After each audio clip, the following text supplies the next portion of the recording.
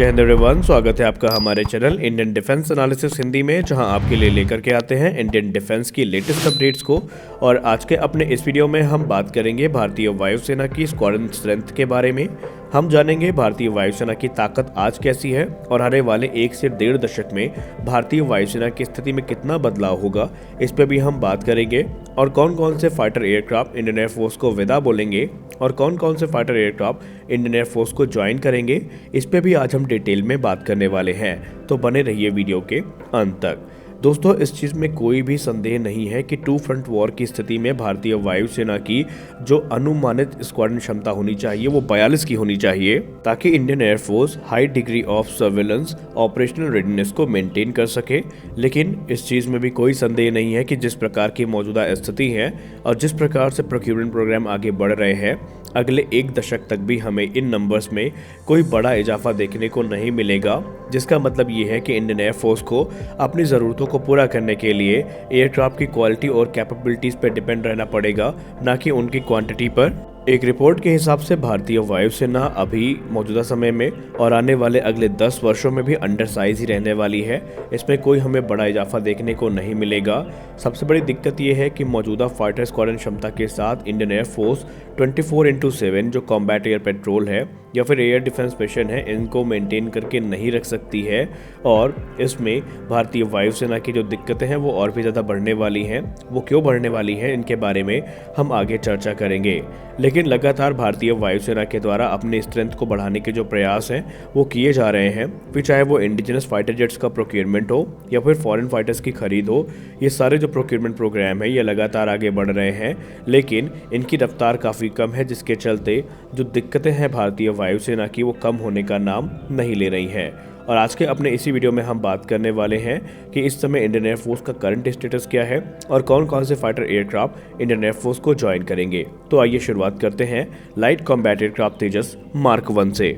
भारतीय वायुसेना के द्वारा टोटल 123 तेजस एयरक्राफ्ट, जिसमें IOC, FOC और मार्क 1A कॉन्फ़िगरेशन शामिल है, ये इंडक्ट किए जाएंगे। अगर हम इनिशियल ऑर्डर्स की बात करें तो इंडियन एयरफोर्स ने 40 की संख्या में तेजस मार्क 1 का ऑर्डर किया था, जिसमें से 32 की संख्या में ये एयरक्राफ्ट इंडियन एयरफोर्स को डिलीवर किए जा चुके हैं। और हाल ही में HAL के द्वारा जो LCA ट्रेनर है, इसका प्रोडक्शन भी शुरू किया गया है और रिपोर्ट्स में बताया जा रहा है कि फाइनेंशियल ईयर 2023-24 में ये डिलीवरी भी कंप्लीट हो जाएंगी। और इस प्रकार मार्क 1 का जो इनिशियल ऑर्डर था वो कंप्लीट कर लिया जाएगा पूरी तरीके से। वही अगर हम बात करें लाइट कॉम्बैट एयरक्राफ्ट तेजस मार्क 1A की, तो यहाँ पर कुछ चीज़ें आपको इंटरेस्टिंग देखने को मिलने वाली हैं।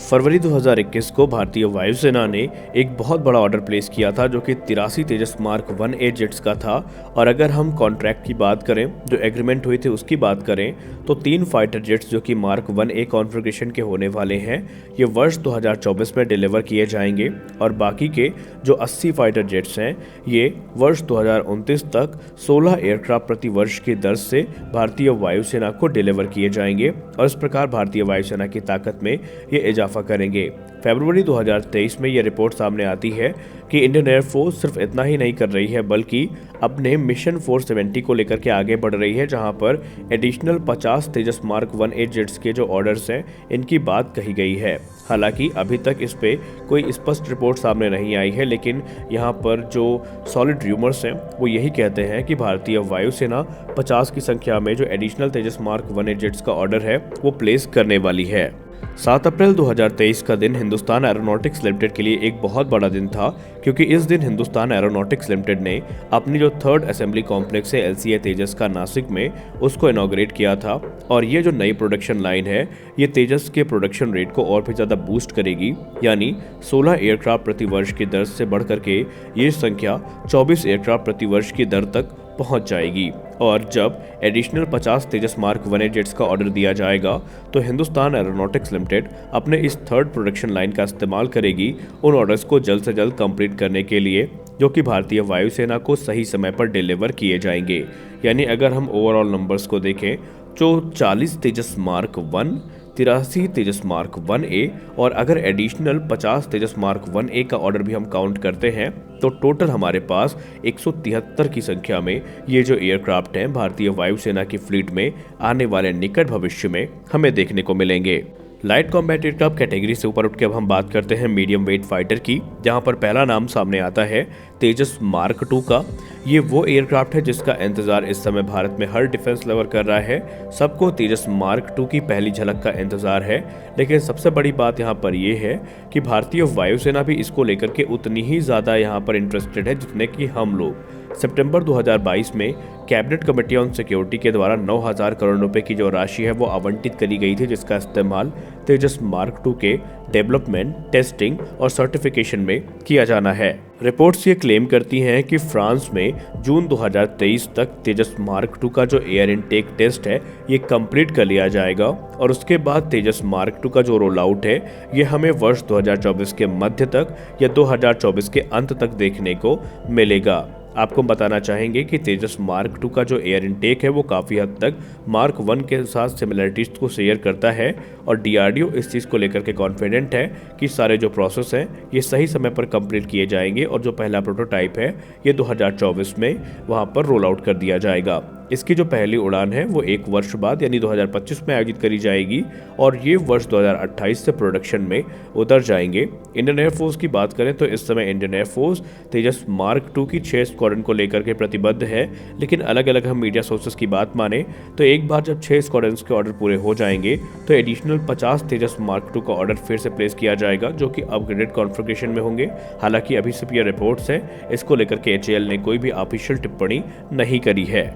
तेजस मार्क 2 के बाद अब आइए बात करते हैं एडवांस मीडियम कॉम्बैट एयरक्राफ्ट के बारे में। दोस्तों, एडवांस मीडियम कॉम्बैट एयरक्राफ्ट जिसको हम एमका के नाम से जानते हैं, ये भारत का एक फ्लैगशिप प्रोजेक्ट है जो कि एक 5th जनरेशन फाइटर एयरक्राफ्ट होने वाला है। और गौर करने वाली बात एक ये है कि तेजस मार्क 2 के लिए विकसित करी गई जो टेक्नोलॉजीज हैं ये एमका का मार्ग प्रशस्त करेंगी। जी हाँ, एमका का मार्ग इनसे प्रशस्त होगा क्योंकि अधिकतर टेक्नोलॉजीज का इस्तेमाल एमका में किया जाएगा। इस प्रोग्राम को लेकर के फिलहाल तो सबसे बड़ी अपडेट ये है कि इसका जो CDR है यानी क्रिटिकल डिजाइन रिव्यू वो डीआरडीओ के द्वारा कंप्लीट कर लिया गया है और इस समय DRDO cabinet committee on security, जिसकी अध्यक्षता प्रधानमंत्री श्री नरेंद्र मोदी जी कर रहे हैं, वहां पर अप्रूवल के लिए पहुंची है। और जैसे ही अप्रूवल एमका प्रोजेक्ट को दे दिया जाएगा तो युद्ध स्तर पे यहां पर काम शुरू किया जाएगा। अगर हम डिफेंस एक्सपो 2022 की बात करें तो उस दौरान एमका के project director AK Ghosh sir ने कहा था कि अप्रूवल मिलने के बाद जो पहला प्रोटोटाइप है वो 3 वर्ष के अंदर रोल आउट कर दिया जाएगा और इसकी जो पहली उड़ान है वो अगले 1 वर्ष का टाइम लेगी।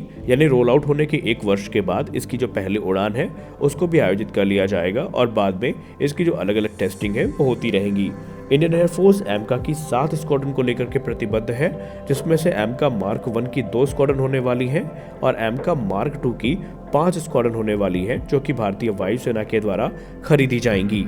तेजस मार्क 1 है, तेजस मार्क 2 और एमका प्रोग्राम के जैसे ही एक और प्रोग्राम है जो कि बहुत महत्वपूर्ण है और वो है multi role fighter aircraft programme, जिसको हम MRFA के नाम पे जानते हैं। और ये इकलौता फाइटर एयरक्राफ्ट प्रोग्राम है जहां पर भारत के द्वारा फॉरेन फाइटर जेट्स खरीदे जाएंगे और इंडियन एयरफोर्स आने वाले समय में 4.5 जनरेशन के एयरक्राफ्ट को इंडक्ट करेगी। 4 अक्टूबर 2022 को चीफ ऑफ एयर स्टाफ के द्वारा मीडिया को ये बताया गया था कि उन्होंने RFI यानी रिक्वेस्ट फॉर इंफॉर्मेशन को रिव्यू कर लिया है और इंडियन एयरफोर्स के द्वारा जो एयर स्टाफ क्वालिटेटिव रिक्वायरमेंट है यानी ASQR है उसको फाइनलाइज किया जा चुका है। वहीं एरो इंडिया 2023 में एयर मार्शल नमदेश्वर तिवारी सर, जो कि deputy chief of air force है, उन्होंने मीडिया से बात करते हुए ये बताया था कि उन्हें इस चीज़ की उम्मीद है कि जो एक्सेप्टेंस ऑफ नेसेसिटी है MRFA के लिए वो अगले 3 से 4 महीनों में प्रदान कर दी जाएगी। हालांकि ये एक बजटरी डिसीजन होने वाला है और एयरक्राफ्ट कितनी जल्दी अवेलेबल होंगे ये चीज़ भी मैटर करेगी और जैसे ही एक्सेप्टेंस ऑफ नेसेसिटी प्रदान करी जाएगी इंडियन एयरफोर्स आगे की कार्रवाई को आगे बढ़ाएगी, जहाँ पर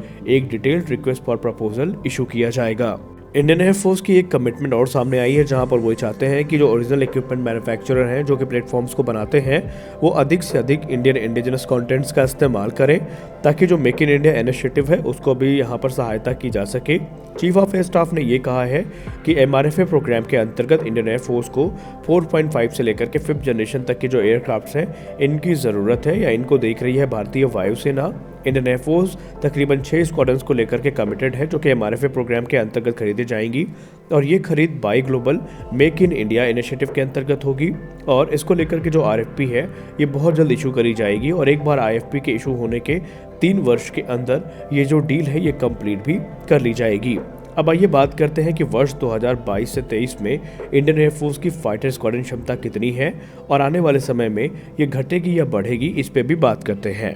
अक्टूबर 2022 तक की बात करें तो इंडियन एयरफोर्स की जो फाइटर स्क्वाड्रन स्ट्रेंथ है वो 32 की है, जिसमें 2 Rafale squadron, 13 Sukhoi 30 MKI, 2 Tejas mark 1, 3 MiG-29 UPG, 3 Mirage 2000, 6 Jaguar और 3 MiG-21 बाइजन स्क्वाड्रन ऑपरेशनल है और एक 13वीं स्क्वाड्रन सुखोई 30 MKI की नासिक में कंप्लीट की जा रही है। वहीं अगर हम वर्ष 2030 की बात करें तो उस समय इंडियन एयरफोर्स के पास जो फाइटर स्क्वाड्रन स्ट्रेंथ होगी वो 32 से 34 की होगी। जी हाँ, आपको हम बताने वाले हैं कि 2030 तक कुछ जो एयरक्राफ्ट है ये भारतीय वायुसेना को विदा करेंगे, जिसमें MiG-21 सबसे इंपॉर्टेंट है और जैगुआर के भी कुछ स्क्वाड्रन भारतीय वायुसेना को शायद छोड़ना शुरू करेंगी, जो कि तकरीबन 3 के आसपास उनकी भी संख्या बताई जा रही है। और इस प्रकार भारतीय वायुसेना की जो फाइटर स्ट्रेंथ है वो 26 तक पहुंच जाएगी। लेकिन ये जो नंबर है ये आने वाले निकट भविष्य में काफ़ी ज़्यादा बूस्ट भी होंगे, क्योंकि तकरीबन तब तक 6 से 8 जो स्क्वाड्रन है नए फाइटर जेट्स की वो इंडियन एयरफोर्स को ज्वाइन कर लेंगी, जिसमें से 4 स्क्वाड्रन होंगी तेजस मार्क 1A की